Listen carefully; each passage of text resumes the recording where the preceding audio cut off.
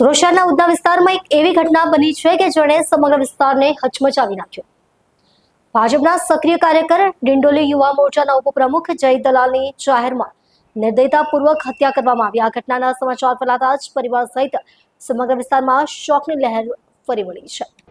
Udhna road number 6 પર બપોરના સમયે આ બનાવ બન્યો। જય દલાલ સામાન્ય રીતે પોતાના કામે નીકળ્યા હતા ત્યારે અચાનક પંકજ પાટીલ અને કિશન ઉર્ફે ચકલીએ તેમના પર હુમલો કર્યો। સ્થાનિક લોકોએ જણાવ્યું હતું કે હુમલો એટલો ભયાનક હતો કે કોઈ કંઈ સમજે તે પહેલા જય લોહીથી લથપથ થઈને જમીન પર પડી ગયા હતા।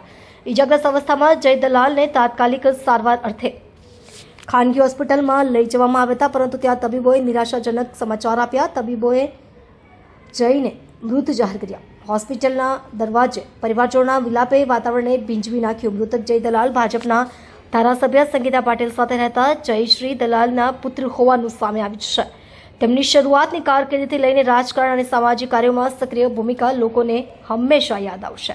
વિસ્તારમાં રોડ નંબર 6 ઉપર રાત્રિના 12:30 વાગ્યા આજુબાજુ જે ભંગારની દુકાન છે ત્યાં જય દલાલ તેમના મિત્રો સાથે હતા અને તે વખતે 3 ઈસમો કિશન સોમાભાઈ પરમાર, પંકજ પાટીલ અને મિલિંદ કોહલી ટુ વ્હીલ ઉપર આવે છે અને ઉતરીને જય દલાલ ઉપર ચપ્પુથી હુમલો કરે છે અને જેના પરિણામે એપલ હોસ્પિટલમાં સારવાર દરમિયાન જય દલાલનું મરણ થાય છે।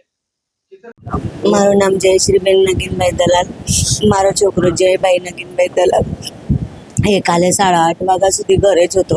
એના કંઈ મિત્ર એને ફોન કર્યો એટલે મને કીધું કે મમ્મી હું મોડી આવવાનું છું, જમવાનું નથી એમ કહીને ગયો। મને 12:15 થી 12:30 વચ્ચે ફોન આવ્યો કે તમારા છોકરાને બહુ બધા ઘાવ લાગ્યા છે, એમને પલા હોસ્પિટલ ખસેડવામાં આવ્યું છે। મિલિંદ, ચકલી અને પંકજ પાટીલ કરીને 3 હત્યારાઓએ મારા છોકરાને હત્યા નાખીને ત્યાં જ લોહન કરી નાખેલું।